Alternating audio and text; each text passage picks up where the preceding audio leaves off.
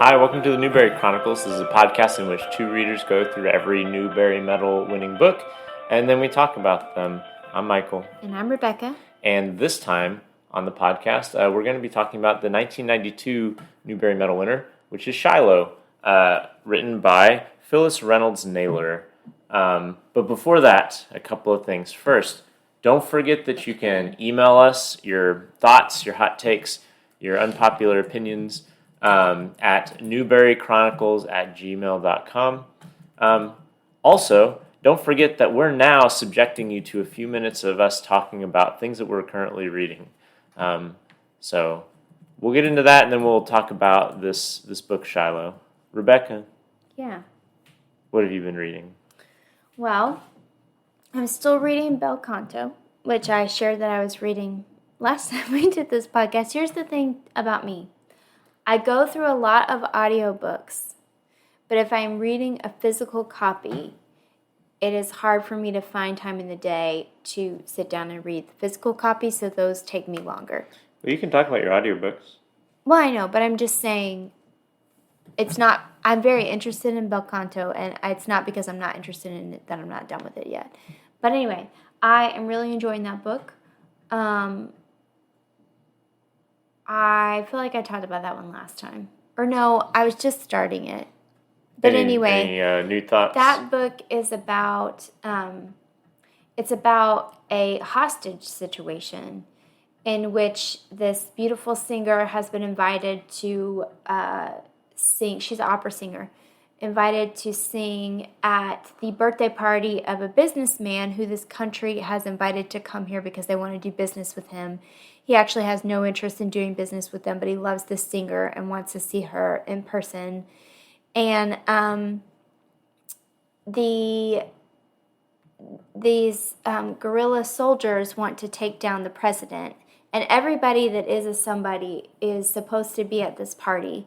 So they bust up the party trying to capture the president. It turns out the president missed the birthday party because his soap opera was on. And he didn't want to miss his soap opera, so he did not come to the party. So now they're stuck in a situation where they're holding all these people hostage and they're trying to decide what to do. And it's very good. This is my first Ann Patchett novel, and her prose is really good. Her bookstore is really good, too. Yes. Did we talk about this last time? I don't remember. All we said, I think, was that this was my first Ann Patchett book. Okay. We went to her bookstore, Parnassus Books, in Nashville a couple months ago, which is where you bought this copy. Yes, and it's signed by her. But not in person. We were not there when she signed it. No. So. But she signs all of her books that are in there. So anyway, it's very, very good. And just to spice things up, the singer, for some reason, when I was reading this book, I pictured the singer as Kim Kardashian. And everyone's favorite opera singer. So anyway, that's who the singer is. So I don't know why I felt the need to share that with you. But anyway, so I'm reading that. I'm also listening to Unsheltered by Barbara Kingsolver. And I should finish that tonight. That book is really good. So it takes place in two time periods, one in the 1870s and one in modern day. And it's about two families who are living in the same house this many years apart and just paralleling their lives and adventures. And I really like it. I hate the person that is reading the book, though, which is very distracting. I don't like her character voices. I find them very irritating. Also, she reads extremely slowly, which is fine because I'm listening to it at 2 times speed because she reads so slowly. So anyway, it's not a critique of the book, but a critique of her. And then I just started a graphic novel called No Longer Human, which I have literally just seen a few pages of, but is really going to be a very depressing graphic novel, which I did not know before I checked it out. But I also think this is like a genre that I've not really delved very deep into, so I'm excited about it. This is a Japanese work of literature. It's very respected there. It's like one of their 10 best-selling pieces of literature. But it was a novel before it was a graphic novel, right? Right. It was a novel before it was a graphic novel, and many people believe that it was the author's suicide note, was this novel. So, just, very light bedtime reading. Yeah. So that's what I'm reading. Do you imagine them as Kim Kardashian as well? No, Kim has not come into my mind yet in this book. We'll see where she features herself. Okay. So. Well, to be continued. Yes.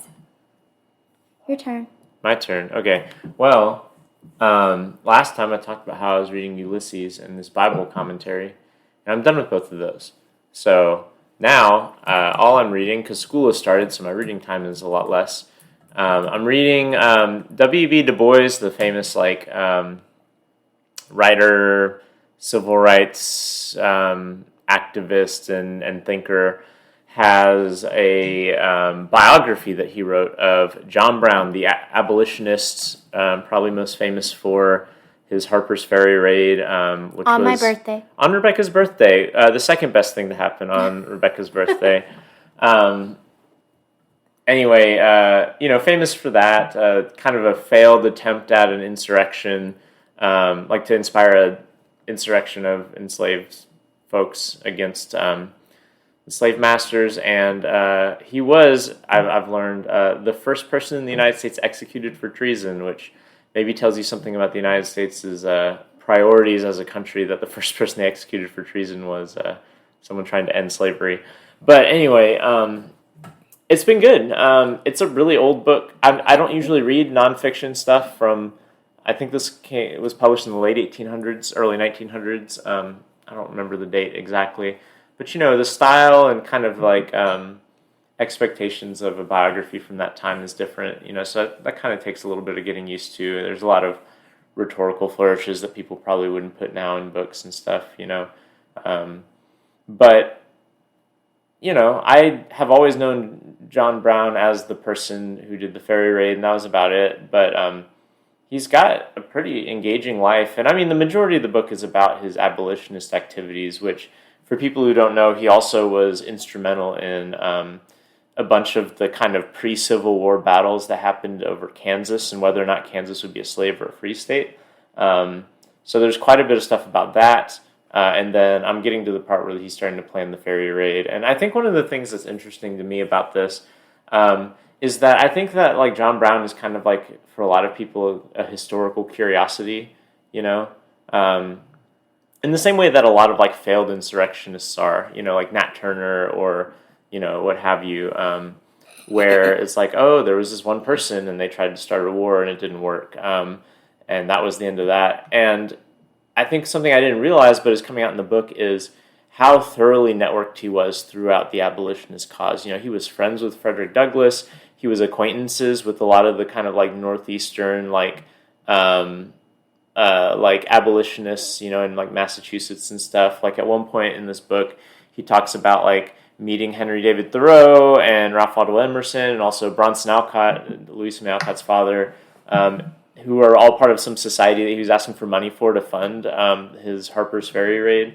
And I think that maybe it's just me growing up in the South, where I was taught about the sort of Southern sympathetic Civil War stuff, in school. But I never really, understood that, there was a real vibrant discourse among abolitionists about what to do about slavery. It's always kind of presented as they tried protests and the Underground Railroad and all these kind of peaceful things. But John Brown's philosophy was that slavery was such a tenacious institution that it would never die peacefully. Legislation would never be allowed to pass that would make slavery extinct, which was what a lot of abolitionists thought would happen. Is we got to slowly push this cause until it finally goes away. And that was something that was really hotly debated at the time, and I think it's really interesting to read about it. And W.E.B. Du Bois is writing at the kind of dawn of the Jim Crow era, in which he probably had a lot of thoughts about, the longevity of slavery's legacy and the tenacity of the kind of Confederate cause, even after defeat and things like that. So anyway, it's been interesting. I'm about halfway through it. Have you read anything else in between our last podcast and this that Shiloh. you've maybe finished? Shiloh. Shiloh's the only That's thing? it. Okay. I also read Strider, which is the sequel to Dear Mr. Henshaw. I've read that. And then I read How to Be an Anti-Racist by Wait, I want to hear about Shiloh. I want to hear about Shiloh Strider. first. Strider Strider first. was good. It was. I'm trying to think because I feel like it's been a while since I read it, but Wasn't he in it's middle not school been a while. or something? He's I guess he's in middle school. He's in high Dear Mr. school Henshaw, at this point, and he and his friend find a dog named Strider and decide to have joint custody of this dog. Okay. And so they work out like a parenting plan, and all these adults are telling them like, hey, joint custody is really hard, and you have to think about like this is coming from a kid that's from a divorced family, and to him it's not gonna be hard because his dad is like barely there. So it's like, oh, we can work it out, and they get frustrated because they're like, we want to prove these adults wrong, and we want to make it work. But then they do end up having conflict about how to care for the dog and how to get along with each other. You get to see more of his relationship with his mom, which is really sweet. His dad shows up more, but he's still, I think Lee has kind of made peace with, like, his dad is never going to be that active. Does his dad still have that other dog that's in the book? Bandit? Yeah, he does. But he ends up, like, losing his rig or something, so he's around more, so he gets his dad to help him build a fence for the dog, and anyway, it's a sweet book, but it's about these boys sharing joint custody of the dog. Two men and a baby. Yeah, it's good. And then How to Be an Anti-Racist was good.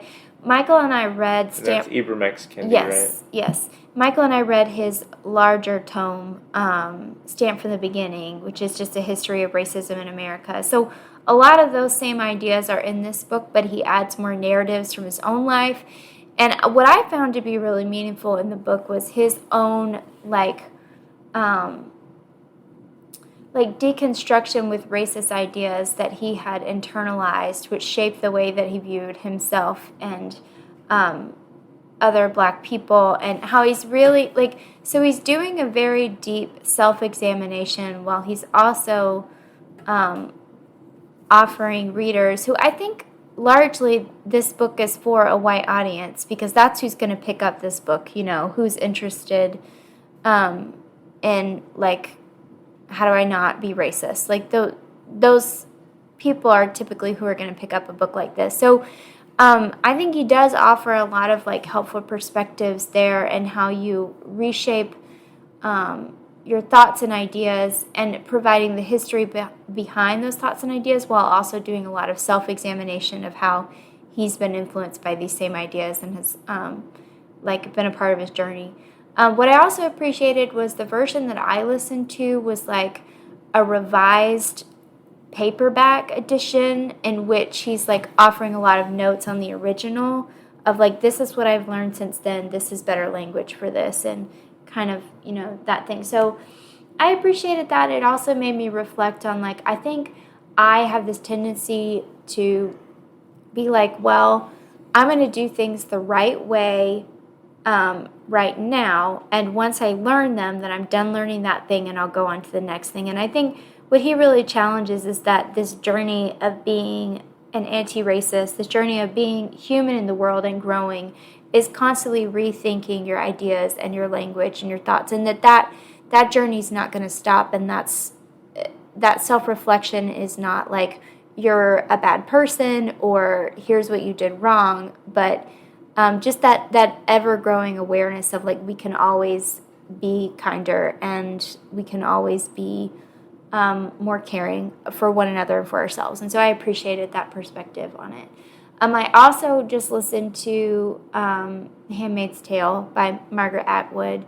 I had not read it before. I've not watched the series, and I won't watch a series just of how images in my head affect me. But the book was really good. I've read a lot of dystopian novels, but it was nice to read one that is written before, a lot of the modern day ones that I've read. Yeah, I don't have a ton to say about it. I feel like everybody knows this story. I had some complaints about the framework at the end. I thought it was like really corny, but the book itself was good. I just didn't like the frame. But anyway. All right. The end. The end. Not really the end though, because we still have to talk about Shiloh, the main attraction. The end of that. The dog, the myth, the legend. So as usual, we'll talk about the author first, which it's my turn to talk about the author because Rebecca gave all of her expertise on Beverly Cleary last time. The author's name is Phyllis Reynolds Naylor. She was born Phyllis Reynolds, I believe, in Indiana, Anderson, Indiana, which Rebecca and I were talking. And we know someone from Anderson, Indiana, we think, but we can't remember. Don't know who it is. We can't remember who. So if it's you, dear listener, who are from Anderson, Indiana, let us know. So she's kind of a lifelong writer. She wrote stories in like elementary school and like submitted them to Highlights and 17 and like a lot of those magazines. I should mention she was born in the 1930s, 1933. So that's kind of like the time period when she's growing up, Great Depression and all that. It sounds like the beginning of her life was kind of tough. Not only was it the Depression, but then she got married really young at 18, and her first husband was diagnosed with paranoid schizophrenia. Like, this was not something that they realized until a little bit later on. Mm-hmm. And so they were running out of money because of all of his treatments. And so the way that she got into, like, publishing was she worked at, sorry, I'm reading my notes here. She initially was working as a secretary at a hospital in Chicago, but then to pay for these treatments, she became an editorial assistant for a magazine. Wikipedia didn't say which magazine, but eventually they divorced, and I have to imagine it's because of the guy's schizophrenia and the difficulties in that. But she married again in 1960. To a guy named Rex Naylor, which is where she gets her current last name, and who's a speech pathologist, although I think he's died now. 2012. So she went to school again. She had graduated college by this time, but then she went back to school to get her master's degree to become a clinical psychologist. I guess her publishing was still kind of going steady, and she decided to pivot and not finish her degree and become a full-time author instead. So her first book was published in 1965. It was a collection of stories. I'm assuming some of them she had published elsewhere. It was called The Galloping Goat and Other Stories. And this was the first of many stories. This woman's still alive, still cranking them out. She's 90 years old. Still cranking these books out, and she's written over 130 books. And she didn't start writing until she was our age. Did you say that? I didn't say she was our age, but she didn't start publishing books until 1965. So she would have been 32 at the time. Yeah, it's wild. But anyway, she, I guess, from there has had all sorts of success, especially with Shiloh. Shiloh seems to be her most acclaimed, but she's got some other acclaims too. She won some awards in the 80s for some books that she wrote. She's got 2 kids, and she's got 4 grandkids. One of her granddaughters, whose name is Sophia, is also a writer. Wikipedia also says a comedian and a playwright. And yeah, she's trucking along. I think her last book that Wikipedia listed was in 2015 or 2013 or something like that. But she has a ton. It's extensive, the number of books that she's written. I had never heard of her except in the context of Shiloh, which is a book I heard about in like elementary school. But she's been around. Yeah. So tell us about Shiloh, Rebecca. Okay, so I will just note this.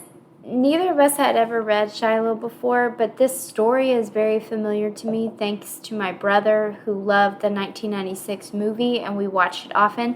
I enjoyed it as well.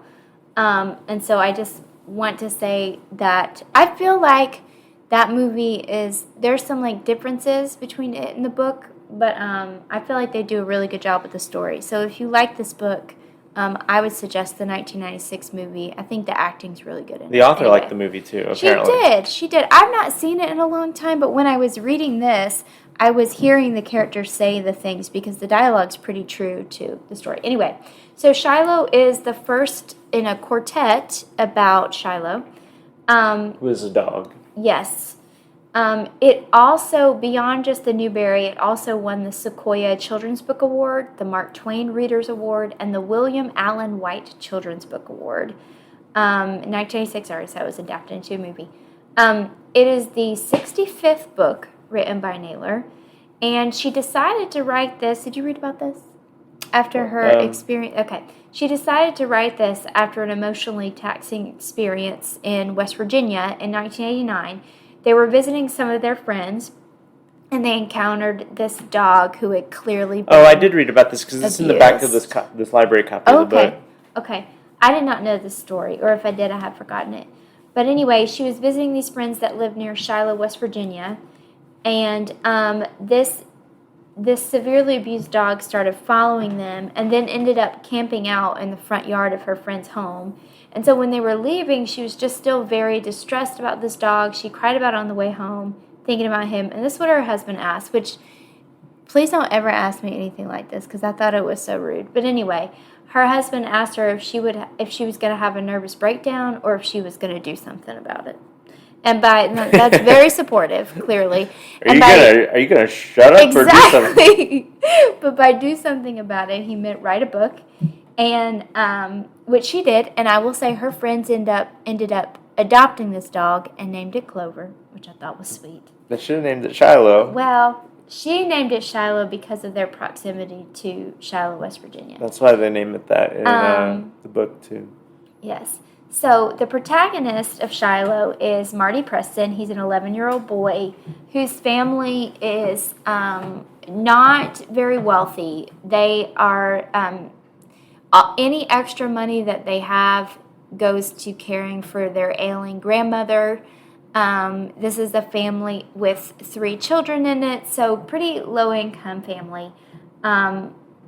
He lives in Friendly, West Virginia, and just for backstory purposes, Naylor's friend, the family who she was visiting when she met the dog that inspired the story, there are post office addresses in Friendly. And so a lot of the settings in this book and the following books are true to that real life town. Is this book, I could never really tell, is this book meant to be contemporary, like early 90s? I felt like it was, but also I am biased because of the movie. Yeah. So whatever I pictured was because there's nothing in it that's not, that like wouldn't be in the early 90s, but it's also something that feels like it could have taken place in like the 1940s too. Like it's very rustic. Yeah, I guess you're right. Well, anything that I think like features, the only thing that I could think of with modern technology is like they have a TV and a landline. Like they talk about those things, but that could be many eras. Anyway, Marty finds an abused beagle that is owned by their neighbor, Judd Travers. And Judd. Never a good character named Judd. So Marty resolves that he's going to steal this dog. Wait, isn't Judd like the villain in Oklahoma too? Oh, I do not remember that. I think he is. Judd's just a villain name. It's like Jezebel. No one gets named Jezebel who's a good person. So anyway, Marty resolves that he's going to steal this dog and hide him. He names him Shiloh after this bridge where he first saw the dog. Shiloh comes to him one night. He's run away from Judd several times, and every time he runs away from Judd, Judd beats him or starves him or something else. Because he's trying to train them to be hunting dogs. Which be hard as nails. It's just an odd... Anyway. Shiloh comes to him, he harbors him, he builds him a pen on a hill on their property and sneaks him food wherever he can. And this is where the family's like income bracket, I guess you'd say, comes into play because there's no food that he feels like he can take from his family and feel okay about that. So what he does is he's basically halving all of his dinner and then giving that to Shiloh. And then he asks, like, the grocery owner to give him some food that's out of date that they can't sell. And then everyone in town thinks that they're starving, and so they start giving the family food. It's so sad. It's kind of sweet because his dad is a postal worker, and so all these ladies are leaving him food and sandwiches in their mailboxes, and I just thought that was the cutest thing. So anyway, so one night, this German Shepherd attacks Shiloh, and the secret is out that he has this dog, and he's been hiding him. His mom had found out beforehand. Yes. Sorry, I keep interrupting you. No, it's okay. It's important. It's important. The word gets to Judd that Marty has this dog, and he demands him back when he's healed from the attack. So Marty makes up his mind that he's going to get this dog. He's going to find a way to convince Judd to let him pay for him. And so on his way to have this heart-to-heart with Judd, he sees Judd shoot a doe out of season. And is there ever an in-season for does? I think you're not supposed to shoot them at all, right? That was kind of the implication that not only was he shooting a deer out of season, but he was also shooting a doe. I know we clearly know a lot about hunting. We know so much. Yeah. It's a good thing your brother doesn't listen to this podcast, or he would be very offended. No, he would correct us. He would provide us helpful information, which we need to know. Anyway, seeing this kind of gives him leverage to basically blackmail him. But it's not really blackmail because Judd's like, okay, you have to work for me for 2 weeks for what, $2 an hour or something ridiculous. And then he keeps saying, if I decide to go through with it. Right. Well, and eventually they end up having a heart-to-heart one day about how Judd has been abused by his own father and really appreciates Marty's tenacity even when he's telling Marty he's not going to give him the dog, and he gives in and gives him the dog. So, yeah, that's the book. That is the book. What did you think of the book, Rebecca? It's your turn. It's my turn. Yeah. Okay. What did you think of the book, Michael? I thought it was fine. It's not a book that I loved. It's kind of, I was trying to explain this to Rebecca, and this may be a figment of this may be a narrative that I've crafted that's not true to life, but in my mind, my memories of Shiloh, which I did not read as a child, but I vividly remember Shiloh everywhere when I was a kid, because here's what I always remember Shiloh being presented in the context of. This is how you get reluctant readers to read. This is how you get boys to read. Like, it was always very gendered. It was like, oh, boys like to read about hunting and the outdoors and dogs. And so it was always like Shiloh, Where the Red Fern Grows, Old Yeller. Like, all these sorts of books were like pushed on boys like my age. And it's not that I dislike those books, but they all kind of follow similar patterns, which is like, there's this young rural kid who's plucky, but his family's kind of poor, and he meets a dog and falls in love, but the parents are not sure if he can have a dog or not, and so he's got to find some way to raise this dog himself. And so he goes through all sorts of hard work and gumption to raise the dog, and then something sad happens with the dog, and they're not sure if the dog's going to live or die, and sometimes the dogs live, sometimes they die. You never know. Anyway, I'm being a little snide. None of these are bad books, including Shiloh, which I like, but it was always like pushed on me in the context of this very gendered, like, boys like to read about this. And I always found that just kind of like off-putting. It didn't really seem like the kind of thing I was interested in, because I read Where the Red Fern Grows, and so I'm like, why do I want another book about a kid with a dog? I'd read other books too, like Beverly Cleary, has a book called Ribsy, which is about a dog, and Incredible Journey, and there's like a kind of like subculture of like children's books that are about dogs, and I have never strongly connected with them, even though I've liked some of them. And I think that my suspicions were largely founded on this book. Like, this book was basically what I thought it was going to be. But it's a well-done version of what that is. It's just not my, like, go-to, reading. But, like, I think there's a really good sense of detail in this book. I'm not from West Virginia. I've only been to West Virginia to visit my aunt, who does not live in Friendly. And,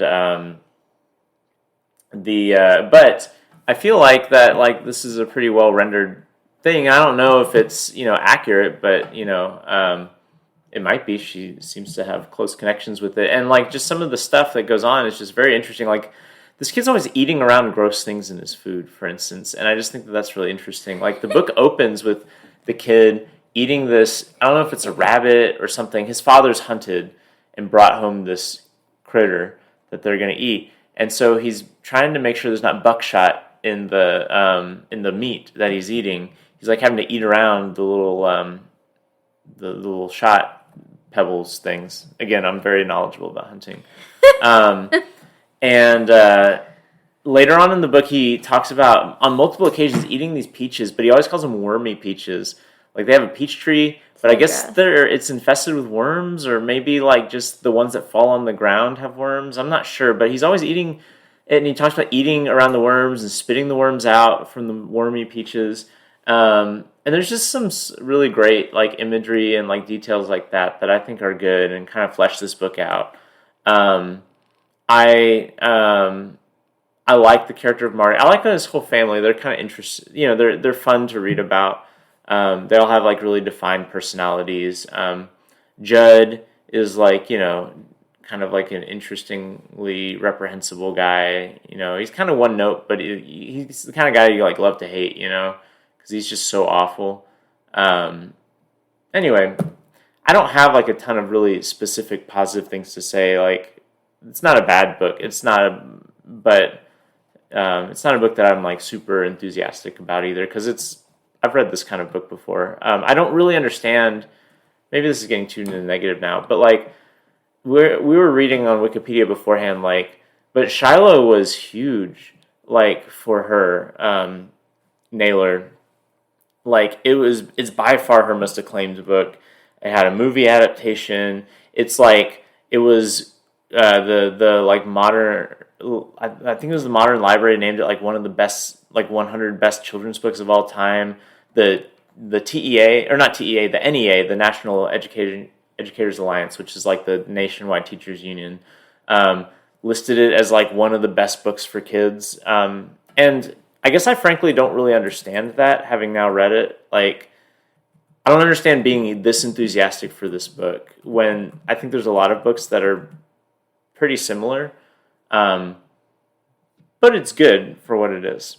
Yeah. I'm kind of damning with faint praise, but what did you think, Rebecca? I liked it. I really liked the voices of the characters. I think I liked her dialogue. I think it was really believable. I liked her use of dialect was not like very strong to where it seemed like a caricature, but it just seemed like true to life to me. Yeah, this book does a good job of avoiding like Hicksploitation. You know, these are like clearly. But you can also tell that it's set in a fairly rural, small town. So I really liked that. I think she honors that well, and it makes sense that she has friends there. Yeah, and yeah, so I think she does that really well. I really liked the relationship of the family members, like watching him interact with his sisters and feeling care towards them and also mutual frustration. I liked his relationship with his mom and the conversations they had about like just honesty and what she can keep from his dad and what she can't. That all seemed very real to me, and I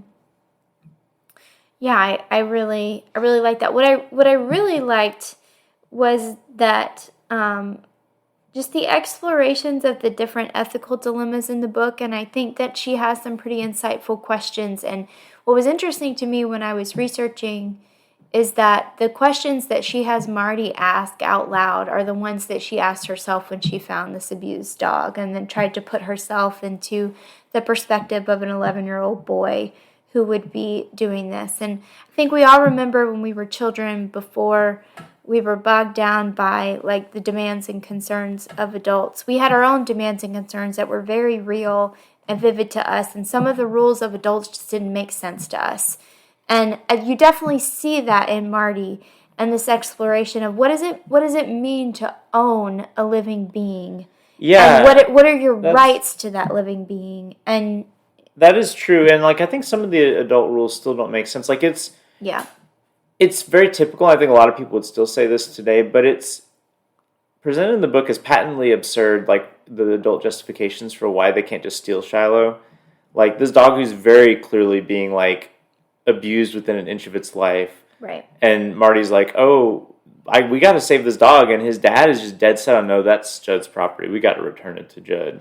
But you also see his dad struggle with this when he tells Marty a very clear black and white thing, and then when he's face to face with Judd and has met this dog, like, he softens quite a bit, and you see him, like, without getting his perspective, because he's not the narrative voice that we hear. You do see him break these things down. Another thing that we didn't mention is another big driver for Marty is that he's found a dead dog with a bullet in his head, assuming that he's pretty sure that Judd killed it. And so, he's having nightmares about this dog being dead that has a love and concern for him. And so these questions of what is personal property, especially when it's a living being, and also what is right, is stealing the worst sin than allowing a dog to die on my watch. And I think those are very important questions that we could extrapolate to other things, but I think she handles those questions with care and very well. So I really liked that exploration piece.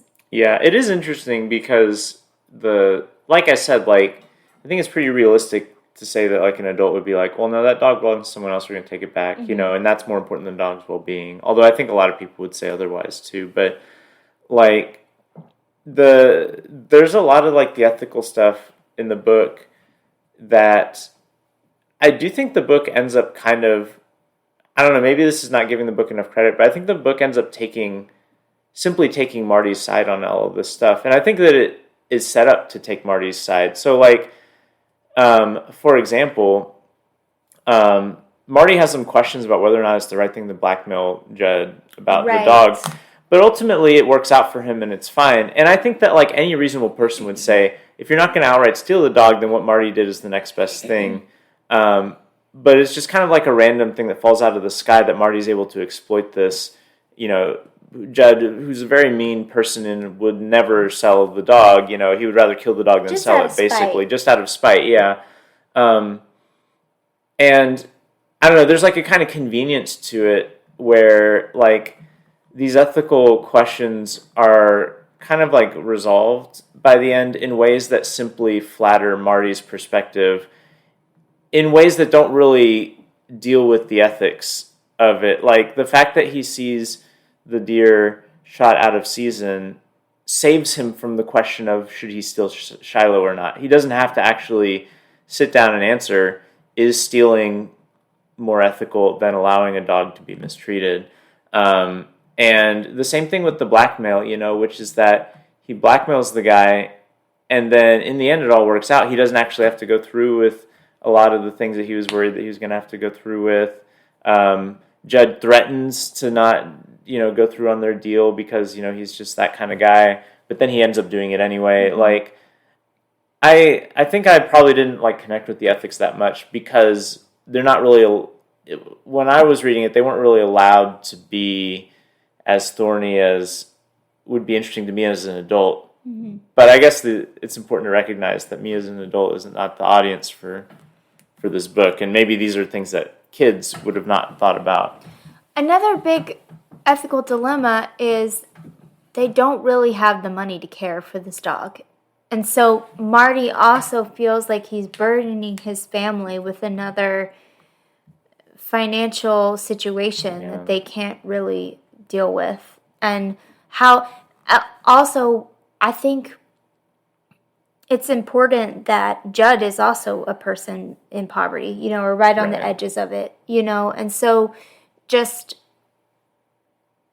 I don't know, like, I think that juxtaposition is interesting. I don't really know what she's trying to say about these two people in poverty, or except that it's a rural town where a lot of people are. I don't know. I don't really know. Yeah. But I think I wonder if she explores that a little bit more in her other books, because it is an interesting dynamic. Well, and, like, you mentioned the family not having enough money to raise a dog. Like, at the end of the book, he gets the dog, and I wonder if the sequels kind of go into, are there, like, economic problems with trying to take care of the dog, or what, So what didn't you like beyond what we've talked about?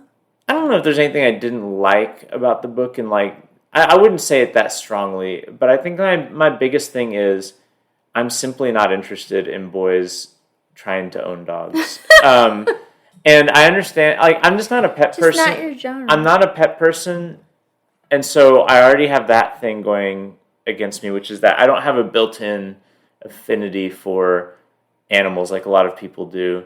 And then on top of that, like I mentioned earlier, it's just very familiar. Like the beats that this goes through are like beat for beat where the red fern grows for a long period of time. That book's way sadder. That book is way sadder, and I think way better, to be honest. Like I think that's a much more complicated book. Which was only an honor. I know.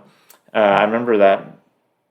But so there's nothing that like I dislike about it, but as I was reading it, I wasn't very engaged for long periods of time because it felt familiar. The prose is very straightforward. It's not bad prose. Like a lot of this book it's not bad. It's just not really something that I'm very excited about. Right. So I don't really have a lot more specifics than that and what I've already said. So there's nothing that I didn't like, just not a lot that I loved. Yeah. For me, there are some loose ends that I feel like are not really developed or are just kind of like thrown together at the end. I wish the scene at the end where he's working to get the dog, I don't know, I felt like that was kind of anticlimactic because it's like there. The last 15 pages of the book or something. And there's not really a clear understanding of why Judd changed his mind, or if Marty just has a false perception of this man. You know, like you don't really know the truth there, which I would have liked a little bit more resolution there. They have one conversation in which they feel like they can empathize with one another. And in a movie that makes sense because that's all you really get is that one defining scene. If it's a children's movie, typically, there's like one defining scene where the villain has a change of heart or loses, you know, but in a book... Or falls into poop. Right. I love that in the 90s. They're always falling into poop. But in a book, you have space to explore that more. And I just felt like we could have used more of the book in looking at that dynamic or understanding... I don't really need a lot of development from Judd, but I would like to understand how he came to the conclusion to do the right thing at the end. And I don't really feel like I get that. And it's like he works Marty so rough to the bone that he's like, man, I'm really just a jerk and he's still working for me. So maybe I should consider what he's doing. It didn't, I don't know. It didn't seem believable to me. If Judd is who we're led to believe that he is. Yeah, it does that thing where there's like a kind of one-note villain the whole time, and then you learn one kind of sympathetic detail about them, and then they're kind of not a villain anymore. Right. Which that detail we learn is fine. Like I think it is enough to establish empathy. I don't think it's enough to convince me that Judd, who we believe has killed a dog before just because the dog wasn't listening to him and has starved all of his dogs and has beaten his dogs, is just decides, well, I'm just going to give this dog to this kid. Like, I'm glad he did that, but it doesn't make sense. And to what we know about Judd, it just is underdeveloped, is all I'll say. The other thing is the piece that I was just talking about with how are they going to afford to keep this dog? That's another question that is never really picked up again, except to say like it doesn't really matter because they love him. But that's just disingenuous because maybe Judd's dogs are starved because he can't afford to feed them. You know what I mean? He does talk in the book about starving them as a way to make them like right. That's like a training thing that he does. Right, but could that not just be his justification that I can't really afford to feed my dogs and the only way I can afford to eat is to hunt? You know, like there's more questions there to explore, but like I don't know, I just think the question of money is like thrown in there, but without ever like understanding why it's there, I guess I'd say. Yeah, it's a book that is adjacent to a lot of kind of deeper, more complex issues, but that doesn't burrow down into very many of them. Mm-hmm. And I mean, I think that's just the nature of a lot of children's books. Like, it's pretty rare to get a children's book like Roll of Thunder, Hear My Cry, you know, right. that we talked about, which is like a treatise in a lot of ways on like certain issues. I think a lot of children's books kind of go for, and I don't mean this to say the authors are cynical, but a lot of books kind of go for that. This would be a good thing to supplement the curriculum within school. Like where the book itself is not the curriculum, you read it in conjunction with something in history or in like whatever. I think a lot of books are kind of in that sweet spot when they try to address social issues for children, which is that, well, this will be something that maybe will be an open-ended thing that we can allow schools to use in curriculum. Yeah. Yeah, but I liked this book a lot, and I do wonder if some of those bigger questions, it would make sense if, this is part of a quartet, so she could explore a lot of those other things more. They get fleshed out more. But yeah, I give it a thumbs up. I would too, just because, like I said, it's not a bad book. It's fine for what it does, but it's just not something you're interested in. It's not really for me, which is fine. So, next time we have decided we are going to be reading Bud Not Buddy, which is in the 2000s, right? Yeah, I think it was the 2000 winner. Let me see. Yes, by Christopher Paul Curtis. So neither of us have read that one either. So that was another book that featured prominently in the get struggling readers, get the boys to read. Like that was another one that in my mind is associated with those sort of conversations. So we'll let you know what we think. Anyway, don't forget that you can email us at what's our email? newberrychronicles@gmail.com, the name of this podcast. We'd love to hear from you. Any other thoughts before we leave? No. Thanks for listening. Bye.